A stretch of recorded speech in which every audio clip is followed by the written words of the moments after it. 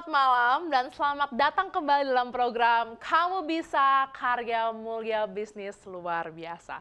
Luar biasa ya, pada malam hari ini kita kembali lagi nih di malam Selasa malam lagi dengan topik yang sangat menarik. Apa itu pemirsa? Pemanfaatan limbah ikan untuk pertanian organik. Apa sih sebenarnya limbah ikan itu sendiri ya? Jadi limbah perikanan itu adalah sisa olahan hasil perikanan yang tidak dimanfaatkan dan dianggap tidak dapat diolah lebih lanjut. Apa contohnya? Mungkin kita bisa tulang, ada kulit, ada sirip, ada kepala, ada sisik, dan ada jeroan ikan. Jadi kalau ini dibiarkan, limbah ikan ini akan menjadi salah satu permasalahan dalam industri pengolahan ikan. Maka dari itu kita pada malam hari ini akan bersama-sama mengulik mengenai manfaatnya. Jadi sebenarnya limbah ini kita bisa manfaatkan kembali nih untuk pertanian organik. Luar biasa ya. Saya juga jadi penasaran nih mengenai ini. Dan bersama dengan saya Tamara Sucianto, kita akan bersama-sama memulai program kita pada malam hari ini. Jadi Kamu Bisa itu apa? Kamu Bisa itu adalah program kerjasama antara Hope Channel dengan ASI atau Adventist Layman Services dan Industries yang merupakan perkumpulan profesional dan pebisnis awal Advent yang tujuannya adalah kiranya dengan adanya program ini juga bisa membantu kita dan memotivasi kita dan menginspirasi kita dalam mengembangkan bisnis. Nah, baik, kita akan sama-sama menyapa narasumber kita pada malam hari ini. Kita ada beberapa narasumber yang luar biasa yang siap untuk bersama dengan kita membahas lebih lanjut mengenai limbah ikan. Oke, kita sapa terlebih dahulu ada Ibu Sri Hardianti dari Kota Membagu, Manado. Halo Ibu, selamat malam. Selamat malam pemirsa, juga para narasumber ahli. Selamat malam Ibu Sri. Baik Ibu. Selanjutnya kita ada Dr. Insinyur Johana dari Universitas Patimura Ambon. Halo Ibu, selamat malam. Selamat malam Mbak Tamara. Selamat malam para narasumber ahli. Selamat malam pemirsa. Luar biasa. Selanjutnya kita ada Dr. Insinyur Zakarias Hukom dari Universitas Patimura Ambon. Halo Pak Hukom, selamat malam Pak. Selamat malam Mbak Tamara, selamat malam semua narasumber dan juga selamat malam bagi pemirsa. Mantap Pak. Selanjutnya kita ada juga Bapak John Lee dari Universitas Papua Manokwari. Halo Pak John Lee, selamat malam. Selamat malam Tamara, selamat malam sahabat-sahabat narasumber, selamat malam pemirsa, salam sehat dari Manokwari. Luar biasa. Kita bisa lihat ya pemirsa ya, narasumber kita berasal dari berbagai daerah di Indonesia tersebar. Jadi luar biasa, kita akan sama-sama mendengarkan dan kita sama-sama mendapatkan nanti ya ilmu-ilmu mengenai manfaat dari limbah ikan itu sendiri. Oke, baik, kita akan sama-sama melihat video profil ini sebelum kita mengulik lebih lanjut. Dipersilahkan. Halo pemirsa Hope Channel, saya Sri Hardianti Sutario. Asal dari Bandung, tapi saat ini saya tinggal di Tungoy, Kecamatan Lolayan, Kabupaten Bolaang Mongondo, Provinsi Sulawesi Utara. Sejak tahun 2001 saya pindah kemari dan menjadi petani. Macam-macam, ada ikan, ada hortikultura, sayur-sayur, dan juga ada buah-buahan. Harapan saya kalau untuk Hope Channel agar channel ini bisa terus-menerus menjadi makin besar dan memberi inspirasi kepada banyak orang, sehingga bagi saya pertanian dan kita ketahanan pangan di Indonesia itu menjadi makin baik. Sementara bagi Nina's Farm, tempat saya tinggal sekarang ini, diharapkan bisa bukan hanya memberi manfaat bagi saya pribadi dan keluarga, tetapi juga bagi keluarga-keluarga di sekitar, dan mudah-mudahan suatu saat boleh menjadi pusat belajar pertanian. Luar biasa, terima kasih Ibu Sri untuk video profil yang luar biasa ini ya. Kita akan sama-sama langsung saja kita ketemu dengan Ibu Sri pada malam hari ini. Halo Ibu, selamat malam Ibu Sri.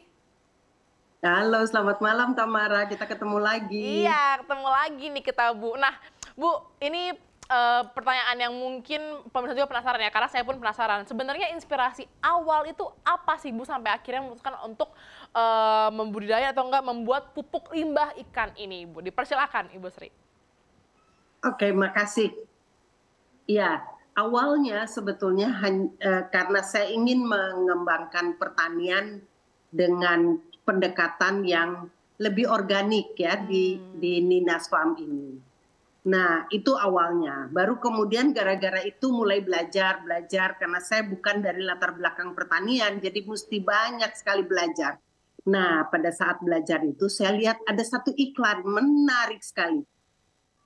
Dikatakannya begini, suka makan ikan, terus limbahnya dikemanain? Jangan pernah buang limbah dari ikan itu. Nah, saya adalah pemakan ikan. Yang kedua, salah satu usaha saya di sini adalah jual ikan nila dan ikan mas. Otomatis limbah di sini cukup banyak. Jadi saya menjadi makin tertarik dengan iklan ini. Nah, kemudian saya lihat-lihat lebih lanjut, saya belajar lebih lanjut, saya coba-coba, dan ternyata hasilnya betul-betul bagus, bukan hanya buat tanaman, juga buat ikan. Itu sekarang menjadi rutin dipakai, terutama untuk pertanian dan pakan ikan ya, menambah ke pakan ikan begitu. Oke, nah berarti Ibu untuk prosesnya sendiri untuk menjadi pupuk itu bagaimana Ibu dari awal prosesnya, Bu Sri? Gini, gampang, super gampang begitu. Saya udah ngebayangin ya, aduh limbah ikan kayak apa gitu ya, baunya lah, geliknya lah begitu toh. Tapi ternyata tidak sehebat seperti yang saya bayangkan sebelumnya. Jadi pertama kita kumpulkan aja apakah itu insang. Jadi semua hal yang rencananya kita buang kalau pada saat kita mau masak ikan. Kemudian kalau di rumah tangga bisa kita kita masukkan lemari es, kita masukkan tong plastik atau masuk kontainer, kemudian kita simpan sampai dia jadi katakanlah 1 kilo lah jumlahnya. Nah, setelah kita punya kita punya limbah sekian banyak, atau nggak usah lah setengah kilo juga boleh, atau cuma 2 ons juga boleh. Nah, kemudian kita campurkan dengan gula merah. Gula merah ini bisa kita ambil gula aren misalnya ya. Nah, kita campurkan dengan gula aren. Kalau kita punya nanas, tambahinlah nanas sedikit. Tapi nanas itu hanya opsional, jadi tidak harus ada nanas. Yang harus adalah limbah ikan dan gula. Perbandingannya berapa? 1:1. Kalau kita punya 1 kilo limbah ikan, berarti kita campurkan dengan 1 kilo gula merah atau gula aren. Kalau kita punya 1 ons limbah ikan, berarti kita campurkan dengan 1 ons gula aren tadi. Kita aduk baik-baik, baru kemudian kita tutup rapat dan simpan di tempat yang gelap. Jadi kalau paling mudah adalah menggunakan kontainer yang kedap cahaya. Tetapi kalau saya lebih suka pakai yang tembus cahaya, sehingga prosesnya bisa saya kontrol untuk menghindari adanya belatung dan segala macam begitu. Tapi harus dipastikan disimpan di tempat yang gelap dalam kondisi tertutup rapat selama 3 bulan. Berarti untuk prosesnya itu berapa lama ya Bu? Berarti sampai akhirnya kita bisa pakai untuk pupuk itu sendiri Bu? Kalau contohnya tadi saya lihat 3 bulan. 3 bulan itu berarti udah bisa siap ya untuk dipakai ya? Ya, jadi dalam proses habis mulai kita bikin, setelah kita bikin nih, biasanya tuh 1 minggu sampai 2 minggu pertama itu harus rutin kita kontrol. Karena kadang-kadang timbul belatung, kadang-kadang ada bau yang kurang sedap muncul. Nah, bila hal itu terjadi, penyelesaiannya adalah dengan menaburkan gula di permukaannya. Jadi kita tambahkan saja gula, tapi sudah tidak perlu dicampur lagi, cukup kita taburkan saja.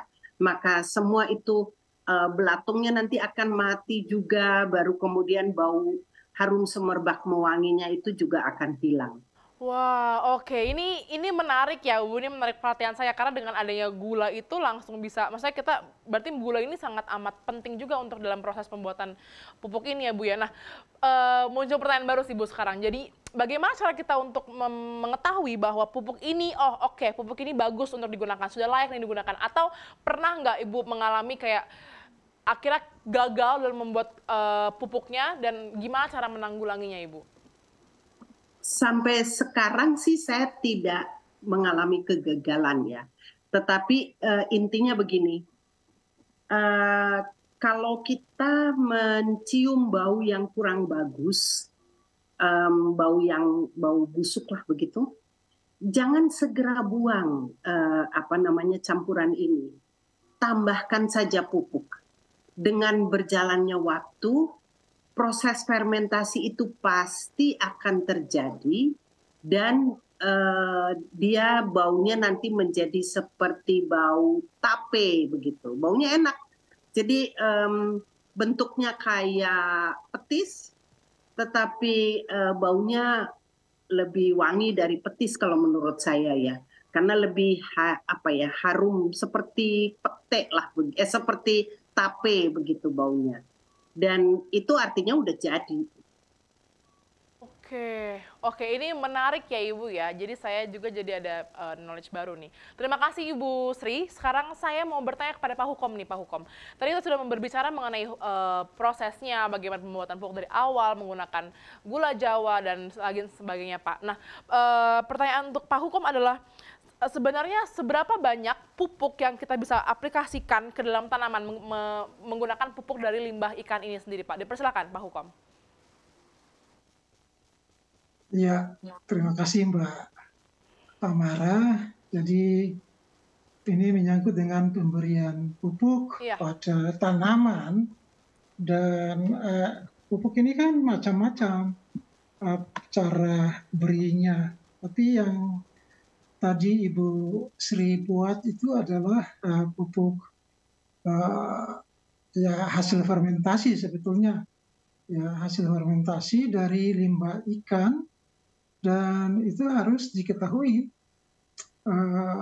limbah ikan itu, hasil fermentasi itu dia mengandung apa saja yang dapat dikategorikan dia berfungsi sebagai pupuk. Karena pupuk itu adalah bahan tanaman, bahan makanan bagi tanaman, hara bagi tanaman, dan harus memenuhi persyaratan esensial sebagai nutrisi tanaman.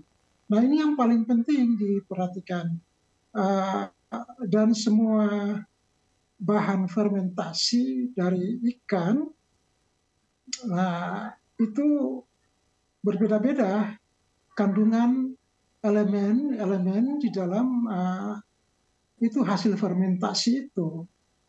Nah, oleh karena itu langkah yang pertama sebelum kita memberi kepada tanaman, harus diketahui dulu berapa jenis elemen nutrisi yang ada pada bahan fermentasi itu, dan berapa jenis dan berapa banyak, sehingga bisa nanti dibuat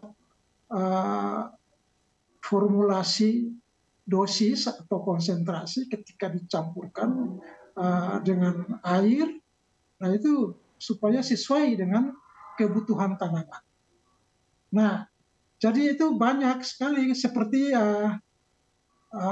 yang saya pernah buat juga dari limbah ikan dari pasar. Kami buat fermentasi, tapi kami udah tahu berapa jenis elemen yang ada di dalam hasil fermentasi itu, dan senyawa-senyawa apa saja yang ada di dalam hasil fermentasi itu. Kemudian kita hitung dan kita mau kasih ke tanaman, baik itu tanaman umur pendek maupun tanaman umur panjang, kita udah tahu berapa banyak. Dan untuk pupuk yang hasil penelitian dari saya itu kami biasanya pakai pengenceran, kita cuma ambil sekitar 45 mili hasil fermentasi diencerkan di dalam air 15 liter setara dengan satu tangki semprot, sehingga bisa dikasih baik secara langsung pada tanah di mana tanaman itu ditanam, maupun juga kita bisa semprot kepada daun. Dan itu memang efektif sekali, bisa masuk. Ya mungkin seperti itu caranya seperti itu.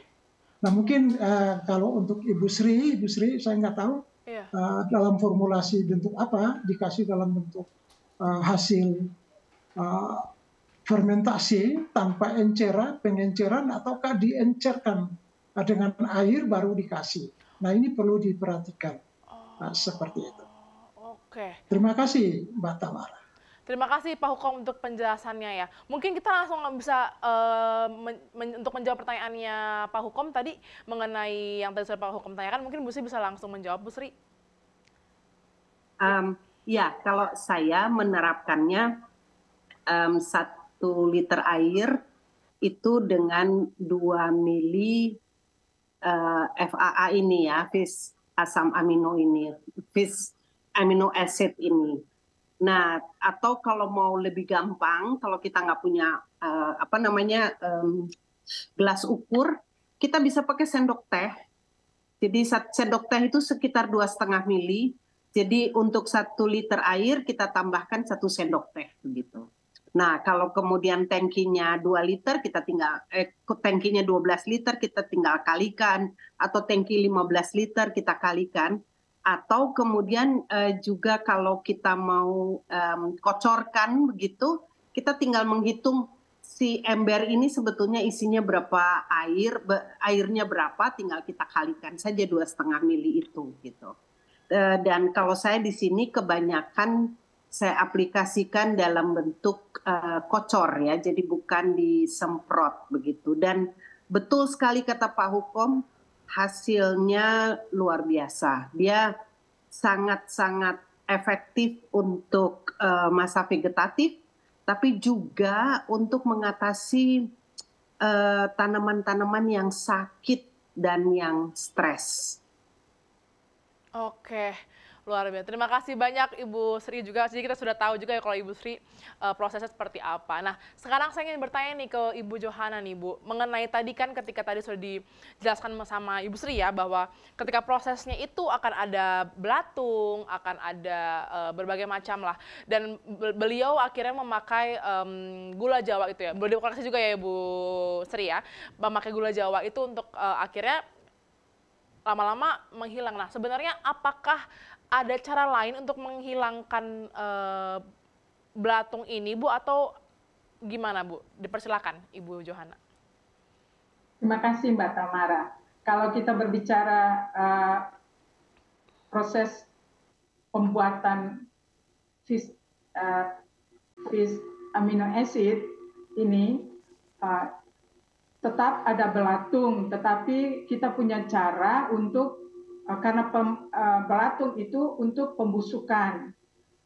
Nah, untuk mencegah pembusukan itu lebih berpengaruh terhadap bahan yang akan kita gunakan, maka digunakan gula merah yang digunakan, gula aren yang digunakan oleh Ibu Sri, maupun juga beberapa penelitian juga sudah membuktikan bahwa untuk mendapatkan amino acid dari ikan itu ditambahkan dengan gula merah. Nah, dari hasil percobaan atau hasil yang dilakukan oleh Ibu Sri ini, beliau menggunakan gula aren untuk fermentasi. Jadi ini mengalami proses fermentasi. Nah, untuk menghilangkan belatung maupun menghindari belatung itu ataupun bau yang, karena kalau ada belatung pastinya terjadi pembusukan, dan bau itu untuk menghindari bau yang tidak enak ini atau bau yang tidak sedap, maka ditambahkan lagi gula merah untuk membantu fermentasi ini supaya jangan bau busuk itu muncul gitu. Jadi untuk menghilangkannya kita menggunakan gula merah, dan kita tahu bahwa gula itu dia mengandung karbohidrat, glukos yang cukup tinggi untuk membantu fermentasi. Kira-kira demikian, Mbak Tamara. Oke, Bu, ini menarik ya. Karena tadi Ibu ada mention mengenai amino acid ya, Bu. Jadi sebenarnya untuk kita masuk ke dalam amino acid itu sendiri, sebenarnya untuk fungsi dari asam amino atau enggak amino acid itu apa, Ibu? Dipersilahkan, Ibu Johana. Baik, Mbak Tamara. Amino acid ini dia merupakan salah satu nutrisi yang dibutuhkan kalau Ibu Sri menggunakannya untuk tanaman. Tapi kalau umpamanya untuk tubuh manusia, di dalam ikan itu mengandung amino acid esensial itu sekitar 18% yang tidak hancur pada waktu pemasakan atau ikan itu dimasak. Nah, kalau untuk tumbuhan kita karena sekarang kita membahas tentang tumbuhan, penggunaan amino acid ini dia mengandung berbagai senyawa yang berperan untuk menjaga kesehatan tumbuhan, kemudian mengatur aktivitas pertumbuhan dari tanaman. Jadi amino acid ini sebenarnya merupakan senyawa pembangun protein.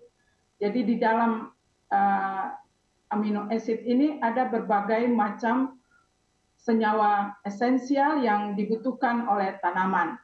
Nah, kalau diberikan di tanah itu memperbaharui protein yang di dalam tanah. Terima kasih, Mbak Tamara. Oke, luar biasa. Ini kalau ini bagi saya benar-benar sebagai orang awam ya, Bu, ya, ini pengalaman baru dan pengetahuan baru buat saya, Ibu. Terima kasih banyak, Ibu Johana. Nah, pemirsa, sudah banyak ya tadi kita belajar mengenai amino acid sendiri ya, dan mengenai limbah ikan juga. Nah, sekarang saya ingin bertanya nih kepada Pak John Lee. Gimana Pak pendapatnya, Pak, tanggapannya Pak mengenai apa yang sudah kita bahas so far ini mengenai limbah ikan, Pak? Dipersilakan, Pak John Lee. Ya, betul. Jadi sebetulnya limbah ikan ini sama juga sebetulnya dengan limbah yang terdapat pada ternak, ya, pada ayam, pada kambing, domba, sapi.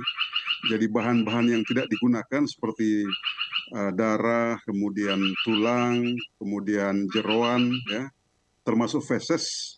Semua ini bernilai ekonomi, walaupun tidak bisa langsung digunakan oleh manusia karena bahan utama dari hewan ternak dan ikan itu kan adalah daging.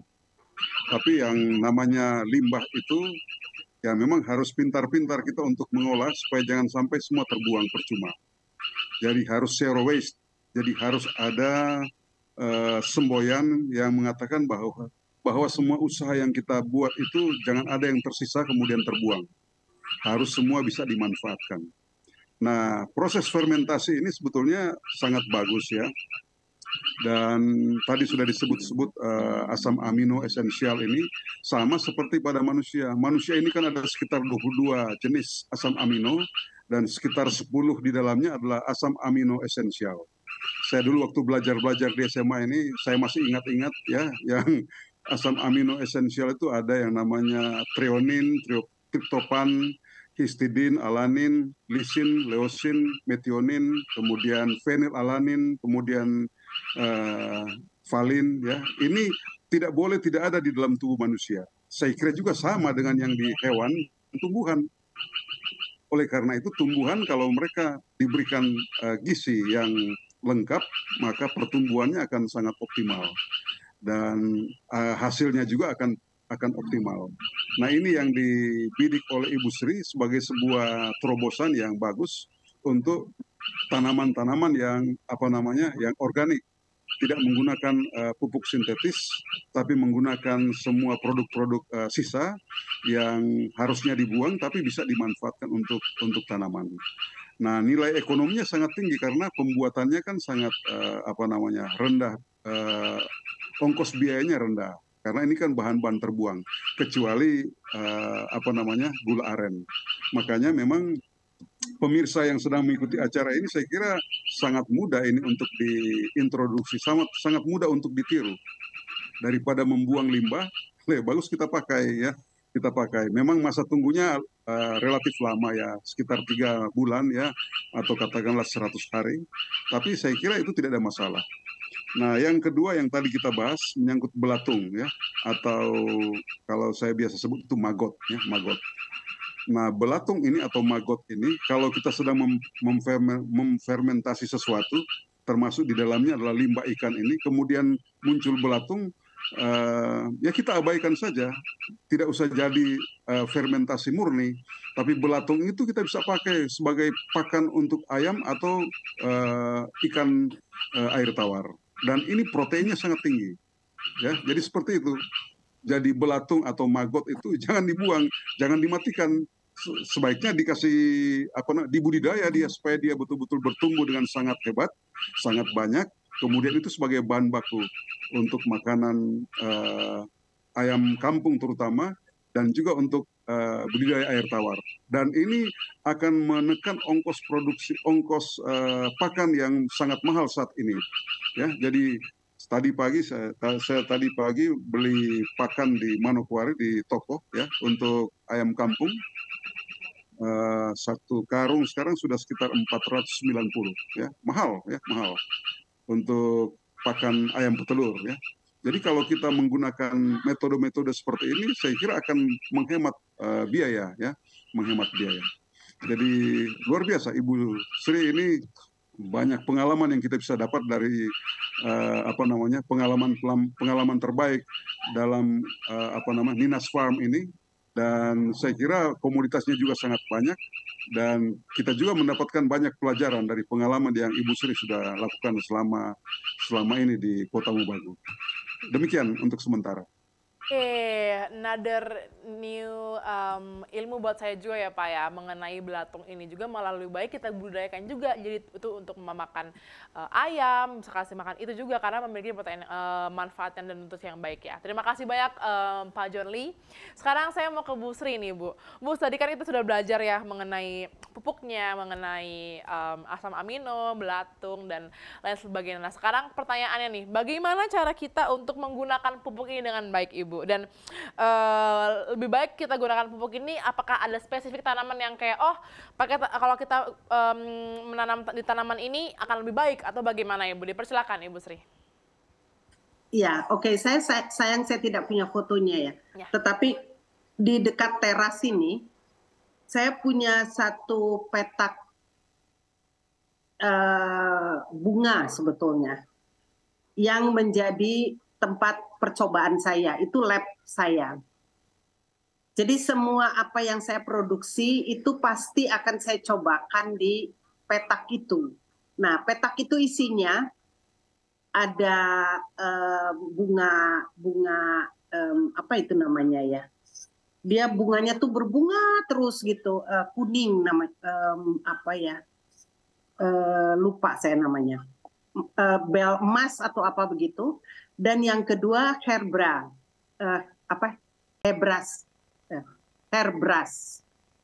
Nah, dua tanaman itu dan di petak itu menjadi tempat percobaan saya kalau saya baru mencoba. Nah, si hairbrush ini yang biasanya kalau di tempat panas bunganya itu biasanya tidak terlalu besar, daunnya juga tidak terlalu besar dan tidak banyak ya. Hairbrush memang jenis tanaman yang terus-menerus berbunga atau rajin berbunga selama tanahnya atau pupuknya cukup. Nah, begitu saya cobakan di situ, ternyata dalam satu rumpun hairbrush yang masih kecil lah bisa dibilang, dia bisa keluar 3-4 bunga. Wow, saya pikir ini hebat sekali ya. Kemudian saya cobalah di sayur-sayuran. Hasilnya oke banget. Nah, yang menurut saya paling percobaan nekat dan hasilnya yang luar biasa itu adalah pada saat saya memberikan pupuk asam amino ini kepada duku. Pohon duku saya ini tingginya sekitar 15-an meter, dia besar sekali. Akhir bulan November, buah-buahnya pecah semua. Banyak sekali buahnya, tetapi pecah semua sehingga kita tidak bisa panen. Di bulan Desember, sisa-sisa buah yang masih ada, itu bisa jadi. Apa yang membedakan? Setelah saya melihat buah-buah pecah itu, saya jujur tidak tahu mesti bikin apa. Jadi yang saya lakukan hanya dua. Saya memberikan kapur dengan harapan pH tanahnya itu menjadi lebih baik. Dan saya berikan si asam amino ini 10 liter per pohon ya. Artinya dia mendapatkan sekitar 20 mili per pohon. Tetapi saya bukan siramkan 1 bulan 1 kali, tetapi saya siramkan 1 minggu 1 kali. Sehingga buah sisanya jadi, walaupun kecil-kecil. Yang luar biasa, puji Tuhan, di akhir bulan Januari dan awal bulan Februari, pohon tersebut bisa memberi saya hasil 300 kilo duku.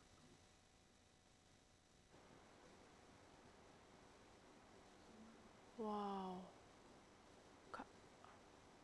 Oh, wah. Luar biasa 300 buah ya. Luar biasa. Ini karena diberikan sama asam amino ini ya Ibu ya. Saya langsung kayak, wah, 300 kilo itu bukan total amount yang sangat kecil ya Ibu ya. Itu sangat besar Ibu.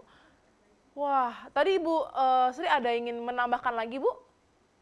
Ya, enggak. Jadi bagi saya asam amino ini benar-benar, atau kita bisa bilang asam amino ikan ya. Jadi kalau saya baca lebih lanjut mengenai asam amino ini atau menggunakan limbah untuk menghasilkan asam amino, tidak harus dari ikan.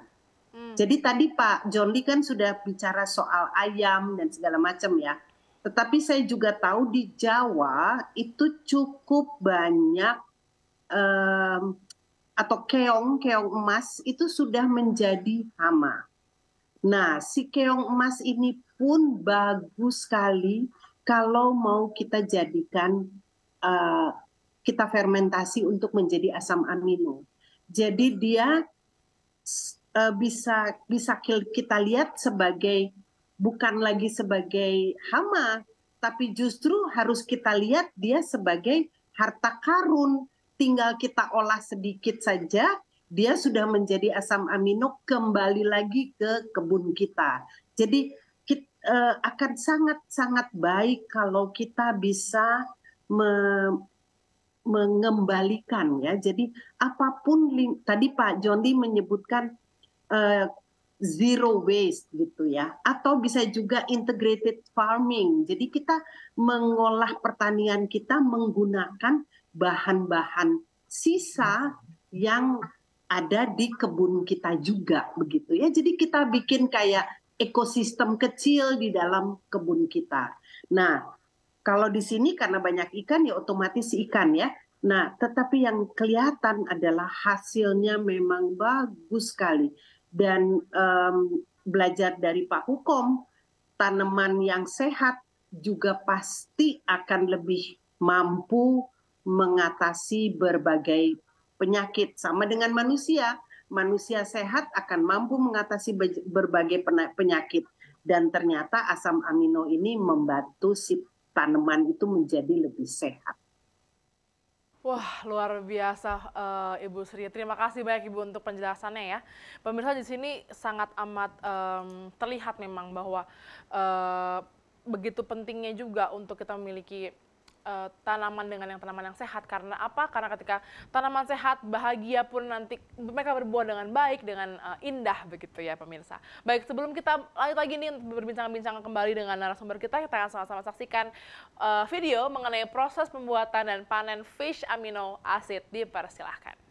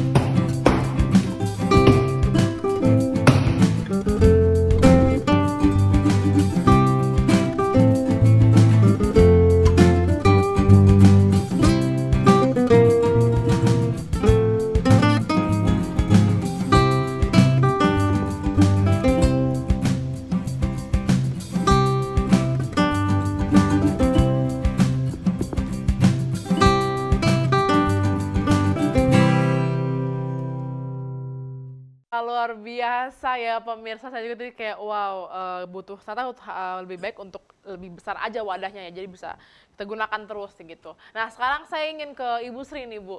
Sekarang kita kan berdiskusi mengenai lebih ke cost-nya ya Ibu sekarang ya, karena tadi juga Pak Joni sudah menyebutkan bahwa untuk kita memulai dan membuat pupuk ini juga cost-nya nggak terlalu banyak. Nah boleh nggak di-spill nih kira-kira untuk Ibu sendiri nih membutuhkan berapa banyak biaya Bu untuk membuat pupuk ampas ikan ini? Dipersilakan Ibu Sri. Kalau saya ngomong kayaknya sombong deh, tapi Oke, jadi kalau bicara ikan, ikan itu zero ya, karena ini adalah ampas. Betul. Jadi sebetulnya harusnya kita buang, ya kan? Nah, kalau dari segi gula arennya sendiri, itu saya punya biaya mungkin sekitar katakanlah 50.000 lah untuk satu kali bikin. Kenapa? Karena gula arennya itu kita produksi sendiri. Jadi Ninas Farm juga memproduksi gula aren. Nah, jadi dan untuk orang yang bekerja, oke, nggak 50 deh. Untuk orang yang bekerja, anggap aja 1 hari ya. 1 hari dia bekerja untuk bikin si gula merah ini. Jadi kalau kita bikin ikan sebanyak 5 kilo, maka biaya yang saya butuhkan mungkin sekitar, kalau saya bikin ikan sebanyak 10 kilo, maka gula yang saya butuhkan 10 kilo dan gula aren yang saya butuhkan mungkin 1 hari orang kerja, katakanlah 100.000 begitu. Tetapi kalau di pasar pun 1 kilo gula aren itu 1 kilo itu mungkin harganya berapa ya? 20.000, satu batu 20.000. Satu batu 20.000 ya Pak John Lee ya? Oh. Satu batu 20.000. Nah, jadi kalau satu batu itu kan sekitar 1 kiloan ya ukuran beratnya. Jadi kalau begitu, kalau untuk kita 10 kilo berarti kan kita butuh 10 batu. Ya. Nah, sementara 1 kali produksi itu kan kita bisa dapat sekitar 50-an batu begitu ya. Jadi buat kalau kita beli di pasar untuk kita menghasilkan 10 kilo untuk mencampur dengan 10 kilo ikan kita membutuhkan biaya 100.000. Kalau kita hanya mencampur 1 kilo ikan saja, maka kita butuh biaya hanya 20.000 saja atau ya 20.000 lah begitu ya. Kalau 10 kilo berarti kita butuh 200.000, tapi kalau 1 kilo kita butuh cuma 20.000 saja begitu. Nah, itu biayanya sangat murah ya. Terus kalau tempat kontainer-kontainernya, itu kita bisa pakai kontainer apa saja dan proses fermentasinya tidak sehebat ekoenzim sehingga kita tidak perlu takut dia meledak begitu ya. Jadi itu kita bisa pakai tempat apa saja. Yang penting dia tertutup rapat dan disimpan di tempat gelap. Kemudian apalagi biayanya? Tenaga orang yang bikin, ya itu sih bikin sendiri sudah sangat bagus. Nah, yang mengagetkan nilai jualnya dong. Jadi kalau kita mau bisniskan ini sebetulnya bagus sekali karena dalam 1 liter kita bisa jual seharga sekitar 300 sampai 400.000.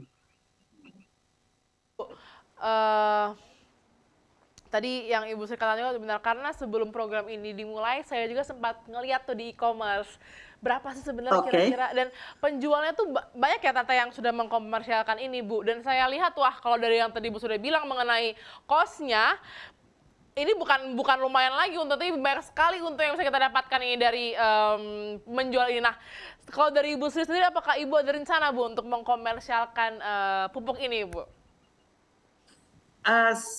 Sebetulnya kalau bicara rencana sih ada aja ya. tetapi saat ini saya masih dalam proses perbaikan kualitas tanah di sini. Jadi lebih ke produksi buah dan sayur yang organik, sekalian memperkenalkan kepada teman-teman di Kota Mobagu bahwa sayur dan buah organik itu rasanya berbeda sekali dengan yang diproduksi menggunakan bahan-bahan kimia ya. Jadi organik, oke, saya tidak bisa bilang 100% organik, tapi buah dan sayur yang kita olah dengan cara atau menggunakan pupuk dan pestisida atau insektisida yang hayati itu ternyata rasanya sangat-sangat berbeda dengan kalau kita menggunakan yang kimiawi begitu. Apalagi kalau udah pakai insektisida dan pestisida, racun-racun kimiawi itu beda sekali rasanya. Nah, saya saat ini masih dalam proses memperkenalkan produk-produk itu sehingga semua yang dihasilkan itu masih 100% diserap oleh Ninas Farm. Belum ada yang bisa saya jual gitu. Tapi kalau begitu kami tunggu ya Ibu ya, jika di kemudian hari ini nanti saya juga rindu untuk melihat nanti ada nama dari Ibu Sri juga nanti ada di komersial juga ya Ibu ya. Bila produksinya sudah lebih banyak tentunya bisa dijual. Betul, siap. Terima kasih banyak Ibu Sri. Saya sekarang ingin ke Pak John Lee Pak. Nah, tadi itu sudah mendengar dari Pak Ibu Sri ya mengenai pemaparan yang begitu luar biasa juga dan ternyata untungnya sangat luar biasa Pak, sangat luar biasa yang bisa kita dapatkan dari memupuk ini. Nah, melihat juga sekarang sudah mulai banyak penjual-penjual pupuk ini Pak, boleh kasih tips nggak kepada kami contohnya pemirsa di rumah yang mungkin ingin memulai, apa tips untuk pemasaran pupuk ini Pak? Suaranya putus-putus Mbak. Oh oke. Apakah sekarang masih putus-putus Pak? Oke. Halo, apakah suara saya terdengar?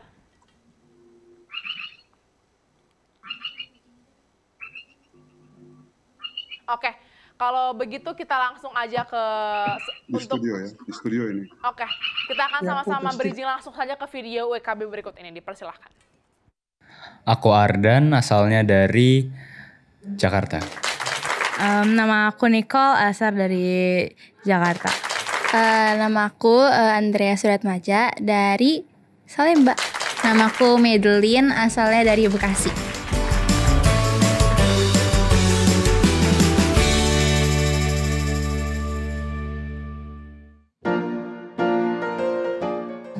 Ikan mas, ikan teri, ikan lele.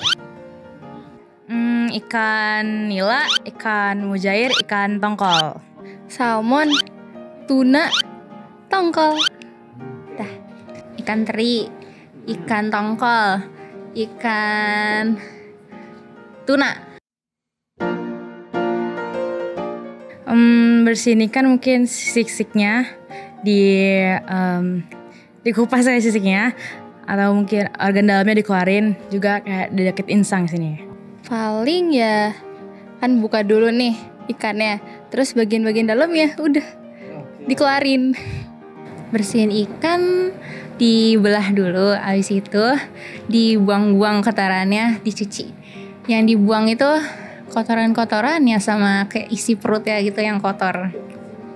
Cara bersihin ikan, dicuci, sisiknya dibuang, terus bagian apa sih, jantungnya ya, pokoknya bagian kepalanya dibuang, dikeluarin, udah, setahu ke situ doang. Gak tahu. Nggak tahu. Oke. Jadi pupuk kali, kotoran kan, jadi pupuk. Oke. Yang bisa dimanfaatkan, contohnya duri, sisik, bisa dibuat kerajinan, kayak kerajinan apa ya? Tas. Iya, kerajinan lah, pikir sendiri. Oke. Mungkin bisa jadi kerajinan tangannya. Mungkin dari tulang-tulangnya dijadiin hiasan. apa ya? Buat pertanian. Contohnya? Diapain? Gak tahu. Jangan nanya balik. Oke. Bisa atau enggak kira-kira? Bisa kali. Limbah ikan digunakan untuk pertanian. Bisa. Buat apa ya? Nggak tahu, nggak bisa kayaknya. Untuk pertanian. Kurang tahu. Kira-kira. Mungkin bisa. Fish amino acid nggak tahu. Fish amino acid. Kurang tahu juga. Kalau dari namanya ya, kayak suatu cairan gitu dari ikan. Oke. Gak tahu. Saksikan Kamu Bisa. Karya Mulia, bisnis luar biasa.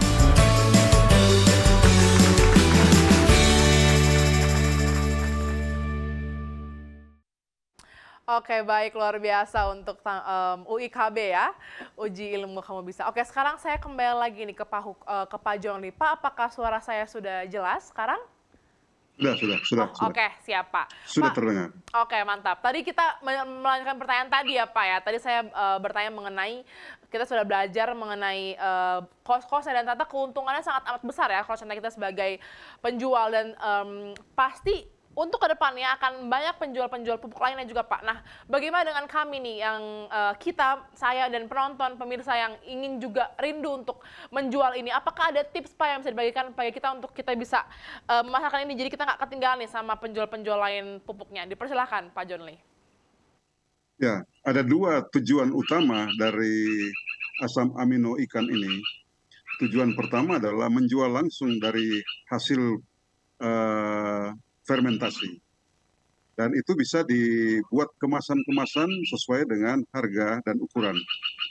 Jadi ukuran kecil harganya lebih murah, ukuran sedang dan ukuran yang lebih besar ya harganya lebih mahal.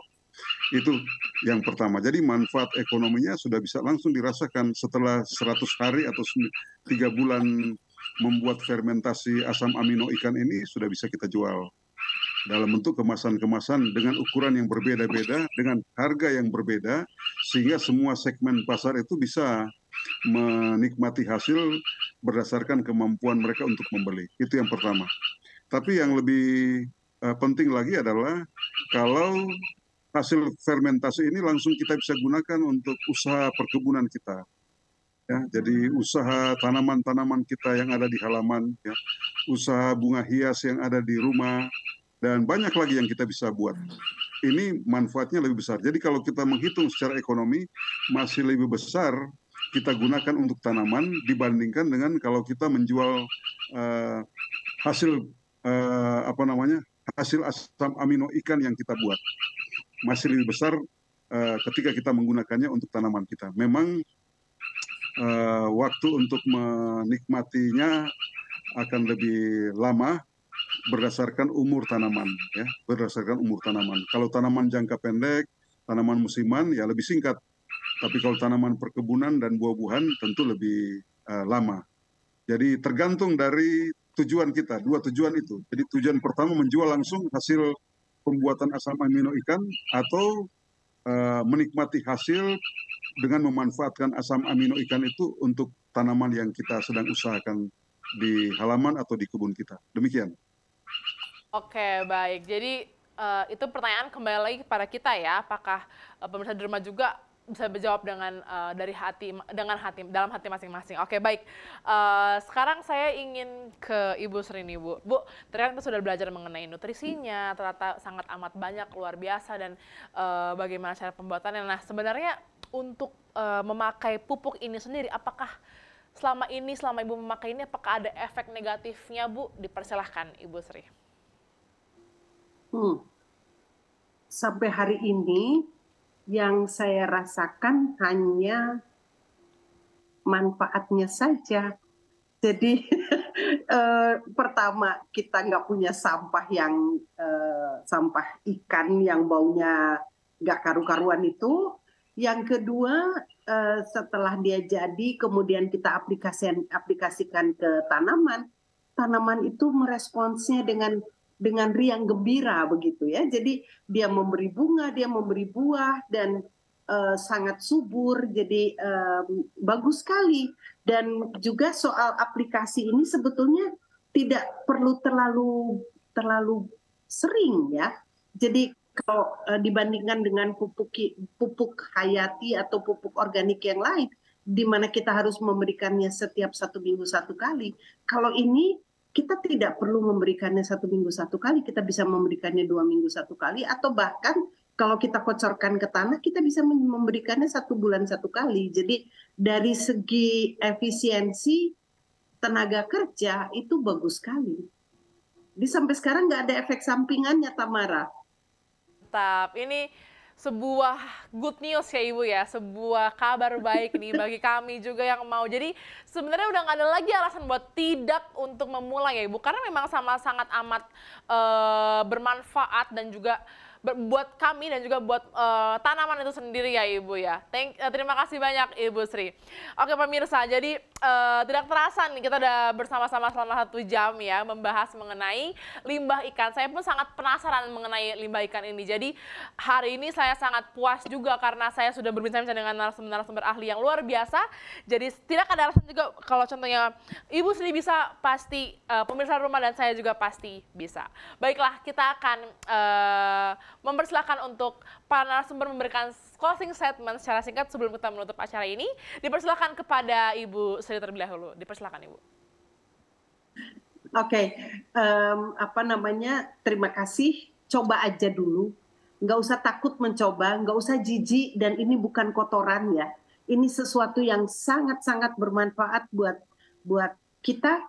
Kalau mau coba seperti yang Pak Jomli katakan, kita coba dulu di halaman kita, atau kalau memang mau produksi dalam jumlah yang besar pun, kita bisa mengurangi limbah di pasar, gitu ya. Jadi intinya coba saja dulu, kita melangkah, pasti bisa.